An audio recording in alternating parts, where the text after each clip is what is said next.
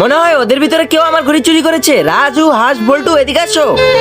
সত্যি সত্যি করে বলো, তোমাদের ভিতরে আমার ঘড়ি কে চুরি করেছে? আমি চুরি করিনি, আমরাও চুরি করিনি।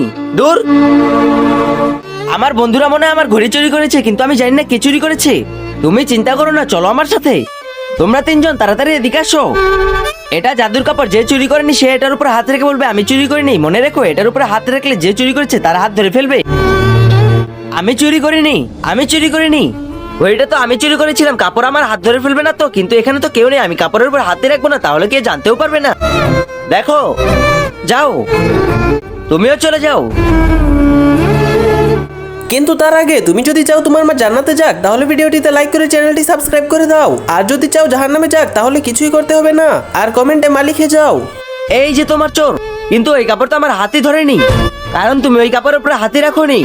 মানে আমি ওই কাপড়ের উপর পারফিউম লাগিয়ে দিচ্ছিলাম, তুমি তো ওখানে হাতে লাগাওনি, তাই তোমার হাত থেকে সুগন্ধ আসছে না। মাফ করে দাও।